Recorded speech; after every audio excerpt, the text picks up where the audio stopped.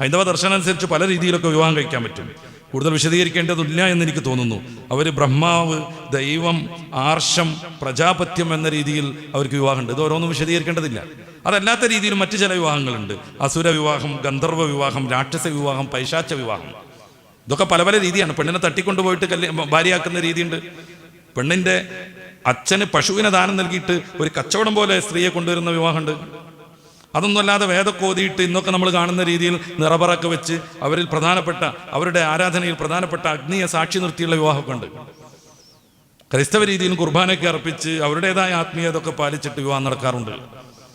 ഇത്തരം ആത്മീക ചടങ്ങുകൾക്കൊന്നും ന്യൂജൻ വിദ്യാർത്ഥിനികൾക്ക് താല്പര്യം കുറഞ്ഞു വരുന്നു. ഏത് മതത്തിലായാലും അവർക്ക് അടിച്ചു പൊളിക്കാനുള്ള ഒരു ഇണയെ വേണം. അതിനപ്പുറം വിവാഹം എന്ന ബന്ധം ഒരു ബന്ധനമാണെന്ന് അവർ മനസ്സിലാക്കുന്നു. ഇത് പ്രത്യേകം ചർച്ച ചെയ്യേണ്ടതാണ്. നമ്മുടെ കുട്ടികൾക്ക് ചെറുപ്പം മുതൽ ഇത്തരം താല്പര്യങ്ങളിൽ നിന്ന് അവരെ മാറ്റിയെടുക്കേണ്ടതാണ്.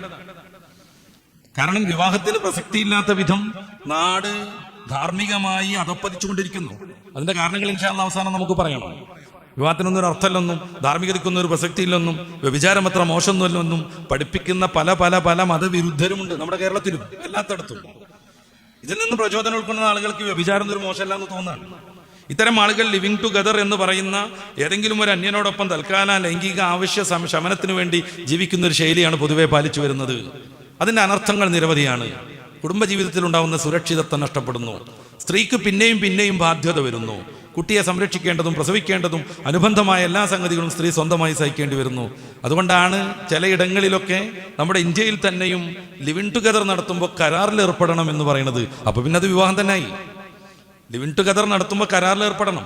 ഈ വിവാഹത്തിന്റെ ഭർത്താവിന്റെ സ്ഥാനത്താവണം ലിവിങ് ടുഗദറിലെ പുരുഷൻ. എന്നിട്ട് അയാളുടെ സ്വത്തിൽ ഈ സ്ത്രീക്ക് കൂടെ അവകാശം വേണം. ചില പുതിയ നിയമങ്ങളൊക്കെ ഉണ്ടായിട്ടുണ്ട് നമ്മുടെ ചില സ്റ്റേറ്റുകളിലൊക്കെ. ഏക സിവിൽ കോഡിന്റെ ഭാഗമായിട്ട് അവരൊക്കെ ലിവിങ് ടുഗദറിനെ ഒരു വിവാഹം പോലെ പരിഗണിച്ചിട്ട് ആ രീതിയിലുള്ള ബന്ധങ്ങൾ ഉണ്ടാക്കുന്നു. അപ്പൊ പിന്നെ സ്വാഭാവികമായിട്ടും അതൊരു വിവാഹം പോലെ ആയിത്തീരുന്നു. സത്യത്തിൽ ഇവർ കൊതിക്കണത് അങ്ങനല്ല.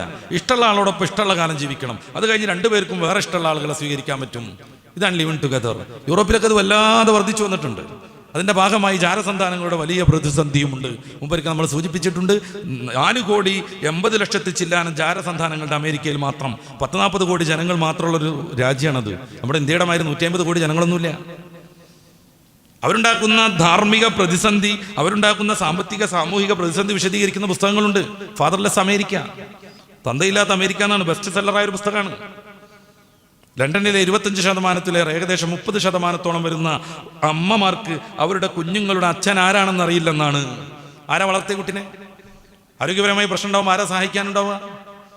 ആ കുട്ടിക്ക് വേണ്ടി ഒന്ന് ഉറക്കൊഴിക്കാൻ തൻ്റെ പ്രിയതമൻ കൂടെ വേണ്ടേ? കുട്ടിക്ക് രോഗം ഉണ്ടാവുമ്പോൾ ഒരുപോലെ ആ കുട്ടിക്ക് സംരക്ഷണം നൽകാൻ സ്വന്തമായിട്ട് ഒരാൾ വേണ്ടേ? ഇല്ല. കാര്യം ലിവിങ് ടുഗദർ. അതുകൊണ്ടാണ് ഫാമിലി ജീവിതത്തെ, കുടുംബ ജീവിതത്തെ പരിശുദ്ധ ഇസ്ലാം ധാരാളമായി പ്രോത്സാഹിപ്പിച്ചുകൊണ്ടിരിക്കുന്നത്. സൂറത്തുർ റൂമിന്റെ 20 മുതൽ 25 വരെയുള്ള 6 വചനങ്ങളിൽ പ്രത്യേകമായ ഒരു ശൈലിയെക്കുറിച്ച് നിങ്ങൾ കേട്ടിട്ടുണ്ടാകും. വമിൻ ആയാത്തിഹി എന്ന് പറഞ്ഞിട്ടാണ് ഈ 6 വാക്യങ്ങളും തുടങ്ങുന്നത്. അതിൽ രണ്ടാമത്തേത് നമ്മുടെ മനോഹരമായ കുടുംബജീവിതത്തെയും നമുക്ക് നമ്മിൽ നിന്ന് തന്നെയുള്ള ഇണയെ സംവിധാനിച്ചു തന്നതുമാണ് പറയുന്നത്. അത് അള്ളാഹുവിൻ്റെ വലിയൊരു ദൃഷ്ടാന്താണ്. ഈ സമുദായം നിലനിൽക്കണമെങ്കിൽ പ്രസവം നടക്കണം. ഏത് ജന്തുവർഗവും അതിന് സഹായിക്കാൻ വേണ്ടി ഉത്തരവാദിത്വ ബോധമുള്ള ഒരാൾ വേണം. അയാളുടെ പേരാണ് ഭർത്താവ് എന്ന്. നമ്മുടെ ഭാഷയിലാണ് ഭർത്താവ്. അറബിയിലൊക്കെ സൗജ് എന്നാണ് പറയാ, ഇണാന്നർത്ഥം. സംസ്കൃതത്തിലെ ഭർത്താവിന് ഭരിക്കുന്നവൻ എന്നാണ് അർത്ഥം. ഭാര്യ എന്ന് പറഞ്ഞാൽ ഭരിക്കപ്പെടുന്നവൾ എന്നും. അതാണ് മലയാളത്തിലേക്ക് എടുത്ത 2 പദങ്ങൾ. അതൊരു അന്യത്വം നൽകുന്ന പദമാണ്, ഒരാൾക്ക് അധീശത്വം നൽകുന്ന പദമാണ്.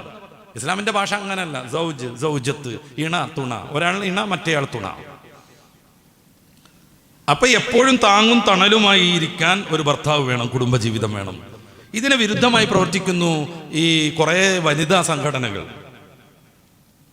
ഫെമിനിസ്റ്റുകളൊക്കെ അങ്ങനെയാണ്. ഫെമിനിസത്തിന്റെ 5 വകുപ്പിൽ റാഡിക്കൽ ഫെമിനിസ്റ്റുകളൊക്കെ കടന്നു പറയുന്നുണ്ട് ഈ വിഷയത്തിൽ. ഒരിക്കൽ പോലും വിവാഹം പാടില്ലെന്നും വിവാഹം കൊണ്ടാണ് കുടുംബജീവിതം നയിക്കേണ്ടി വരുന്നതെന്നും കുടുംബജീവിതം എന്ന് പറഞ്ഞാൽ സ്ത്രീയെ സംബന്ധിച്ച് പീഡനമാണെന്നുമാണ് അവർ പഠിപ്പിച്ചുകൊണ്ടിരിക്കുന്നത്. ഇതിൽ പ്രചോദിതരായിട്ടാണ് കുറെ പെൺകുട്ടികൾ ഇനി കല്യാണം വേണ്ടാന്ന് തീരുമാനിക്കുന്നത്. അടിച്ചുപൊളിച്ച് ജീവിക്കാൻ പണം വേണം, അതിനാവശ്യമായ ജോലിയും കിട്ടണം, ജോലിക്ക് മാത്രം പഠിക്കണം. ഈ പഠിക്കുന്ന സമയത്തും ധർമ്മനിഷ്ഠയില്ലാതെ എങ്ങനെയെങ്കിലുമൊക്കെ തോന്നിവാസം കാണിച്ച് ജീവിക്കണം. പെൺകുട്ടികളിൽ മയക്കുമരുന്നിന്റെ വർധനവ് വളരെയേറെ വരുന്നുവെന്നാണ് പുതിയ പഠനങ്ങൾ. അത് വിസ്തരിക്കാൻ സമയമില്ല. എല്ലാവരും അടിച്ചു പൊളിച്ച് ജീവിക്കാൻ തീരുമാനിക്കുന്നു. അவ்விധത്തിലേക്ക് ധാർമ്മികത നശിപ്പിച്ച് ജനങ്ങളെ പരാജയപ്പെടുത്താൻ വേണ്ടി ഔദ്യോഗിക സംവിധാനങ്ങൾ പ്രവർത്തിച്ചുകൊണ്ടിരിക്കുന്നു. എന്തിൻ്റെ പേരിലാണെങ്കിലും